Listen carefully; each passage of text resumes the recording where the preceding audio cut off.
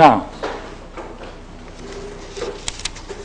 and often when this has measured and declares that certain things are larger or some are smaller and others equal, there is at that same time an appearance of the contrary, which then can be challenged. Now let me give you a great quote. What's this all for? Through all of these studies then, here we go. Is a man then in all of this of one mind with himself? Because then if he can point out through this structure what you have to do to exercise the understanding, and then see the way you're living, and relate that against this structure, the goal then is to have one mind with yourself. And I imagine you're thinking, one mind, is this one of the solutions to our gate problem of what after all is the nature of the one in itself? Mind itself.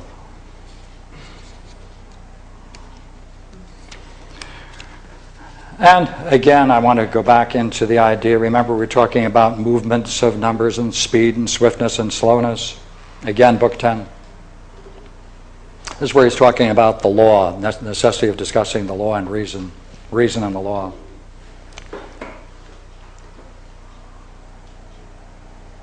The law, I suppose, declares that it is best to keep quiet as far as possible in calamity, not to chafe and repine because we cannot know what is really good and evil in such things.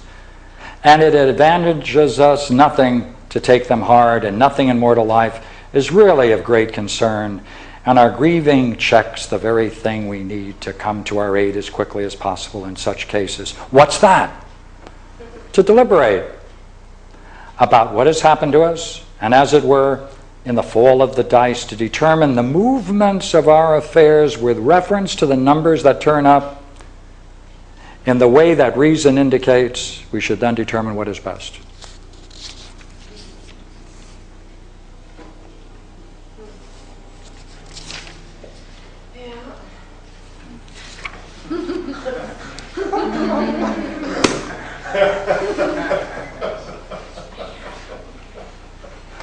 I wanted to introduce you to the arts of Plato, taken on a spiritual level, which is all of these come from Plato, all of these quotes come from Plato. And will that not engage you in a different way of looking at arithmetic, geometry, solid geometry, astronomy, harmony, and the dialectic? Thank you. Questions off the floor? We'll play some more.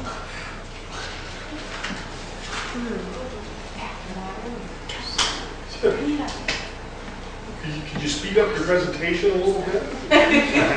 Well, I was thinking of going, I was going to do some more, and I thought maybe I could. Jnana Yoga. Yeah. So how is this related to Jnana Yoga? What is Jnana Yoga? Geometry?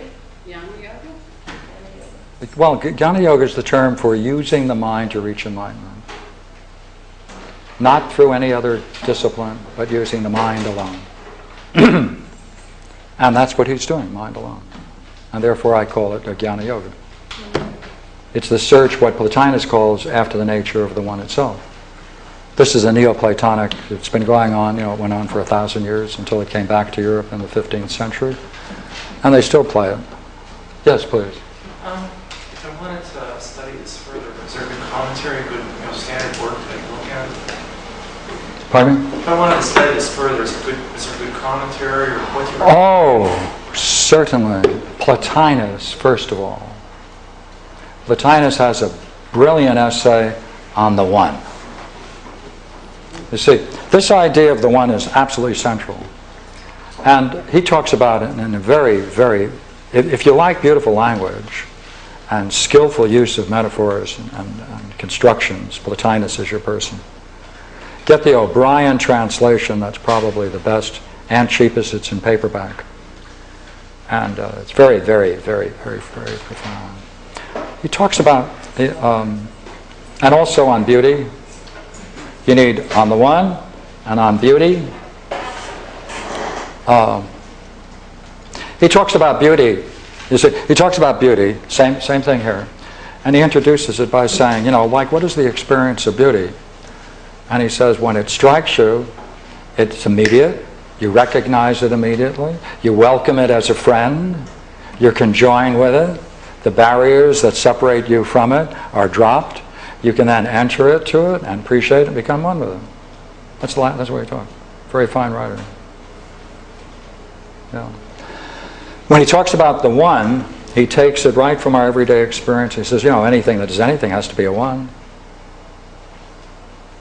When a group of people, to give a recollection, some years ago I went to a movie as a young man, and it was a German film. And it was a story about the returning Germans who are coming back from World War I. And just a few of them were able to achieve just some really heroic deeds together during the war. And they came back and they're discharged. The same number are now confronted with a mob of youths in the street. Far less than the people they fought. Now they don't have their unity anymore. And so the only way they got away is that one of them decides to throw an apple and call it a grenade, and then that wakes everyone up and they scatter. But that's the point, what are these things that make a unitary? A symphony. What's a symphony? Just a group of people with some strings on a piece of board. And then suddenly, with skill and magic, they bring about something and transform it into some symphonic masterpiece. He said, that's unity. See, higher degrees of unity brings about a higher degree of oneness. So what would happen to the soul of man? If the soul of man could be brought into a unity, correspondingly, would one expect some greater experiences. And that's what Plotinus does. So I would go into Plotinus. And this Plato's Symposium. Especially Socrates' speech in the Symposium.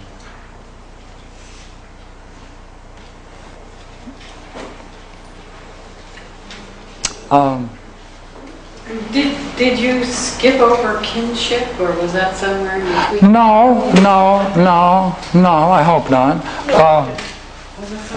Kinship and community, actually.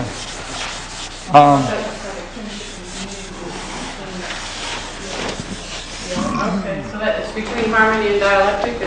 Is there an actual study called kinship? No. That's where he's making the point that each of these studies must be engaged in until one is able to then bring all of them together into a community and kinship. Right, so therefore you have to find some basis of making that distinction, but it's a process you have to go through, and that means what you're going to be doing, by the way, is you're going to be doing this with reason. That's going to give you a way of seeing their kinship and their community, one with the other. So you have to go back into each one, as we did a moment ago, pull out what he's describing in each, and you'll see their kinship, because we stressed, did we not, the very idea of number and numbering. That's its kinship, see, because all numbering is the same. Yes, please. 729 reduces to 9. Is there a meaning to that? Oh, I'll give you. I'm glad you asked. I like to read that section.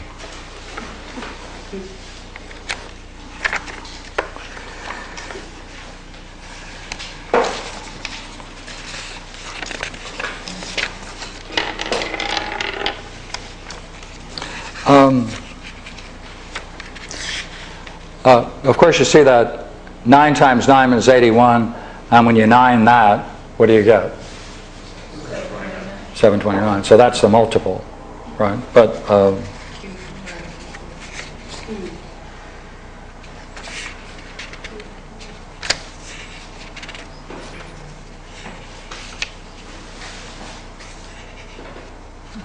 book 9. Come on, book 9.